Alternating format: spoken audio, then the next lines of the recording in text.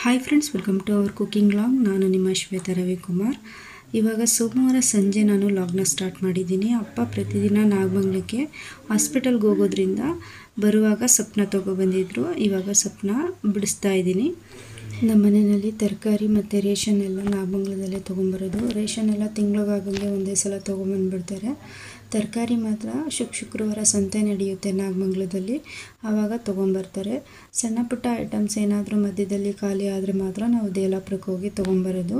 ಇನ್ನು ಉಳಿದಿದ್ದೆಲ್ಲ ನಾವು ನಾಗಮಂಗಲದಲ್ಲೇ ತೊಗೊಬಂದು ಇಟ್ಕೊಳ್ತೀವಿ. ಇವಾಗ ಸೊಪ್ಪನ್ನೆಲ್ಲ ಬಿಡಿಸ್ಕೊಂಡಿದ್ದಾಗಿದೆ. ಅಮ್ಮ ರಾತ್ರಿಗೆ ಮೊಸಪ್ಪು ಸಾಂಬಾರು ಮಾಡ್ತಾರೆ. ಇವಾಗ 2 ಬಾಳೆಕಾಯಿ ಇದ್ದಿದ್ದರಿಂದ ಬಜ್ಜಿನ ಮಾಡ್ತಾಯಿದ್ದೀನಿ. ಸಾಯಂಕಾಲ ಕಾಫಿ ಟೈಮಿಗೆ ಆಗುತ್ತೆ ಸ್ನ್ಯಾಕ್ಸು ಅಂತ ಹೇಳಿ. ಬಾಳೆಕಾಯಿ ಸಿಪ್ಪೆನೆಲ್ಲ ತೆಗೆದು ಉದ್ದುದ ಕಟ್ ಮಾಡಿ ನೀರಿನಲ್ಲಿ ಹಾಕ್ಕೋಬೇಕು, ಇಲ್ಲಾಂದರೆ ಕಪ್ಪು ಬಂದುಬಿಡುತ್ತೆ ಬಾಳೆಕಾಯಿ.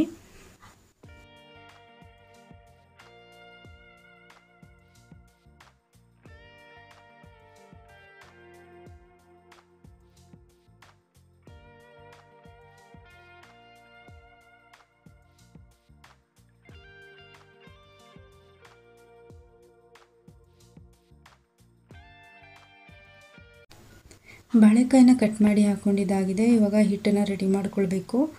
ಒಂದು ಅಗಲವಾಗಿರುವಂಥ ಪಾತ್ರೆಗೆ ಕಡಲೆ ಹಿಟ್ಟನ್ನು ಹಾಕ್ಕೊಳ್ತಾ ಇದ್ದೀನಿ. 1 ಕಪ್ಪಷ್ಟು ಕಡಲೆ ಹಿಟ್ಟನ್ನು ತೊಗೊಂಡಿದ್ದೀನಿ.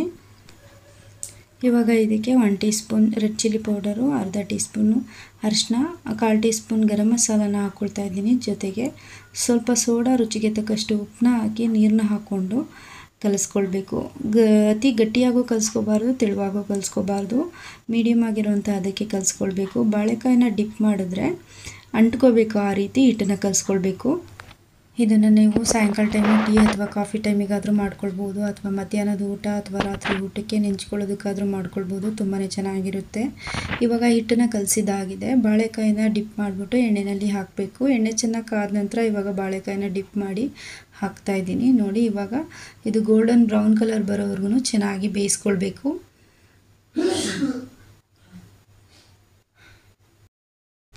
ನೋಡಿ, ಬಜ್ಜಿ ಚೆನ್ನಾಗಿ ಬೆಂದಿದೆ. ಇದನ್ನು ಒಂದು ಪ್ಲೇಟ್ಗೆ ತಗೊಳ್ತಾ ಇದ್ದೀನಿ.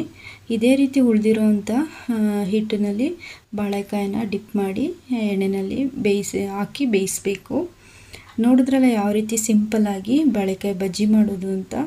ಇದು ಎಲ್ರಿಗೂ ಇಷ್ಟ ಆಗುತ್ತೆ, ತಿನ್ನೋದಕ್ಕೆ ತುಂಬಾ ಚೆನ್ನಾಗಿರುತ್ತೆ. ಆರೋಗ್ಯಕ್ಕೆ ತುಂಬಾ ಒಳ್ಳೆಯದು ಬಾಳೆಕಾಯಿ. ಬಾಳೆಕಾಯಿನ ಆವಾಗವಾಗ ತಿನ್ನೋದ್ರಿಂದ ರಕ್ತ ಶುದ್ಧಿ ಆಗುತ್ತೆ ಅಂತ ಹೇಳ್ತಾರೆ.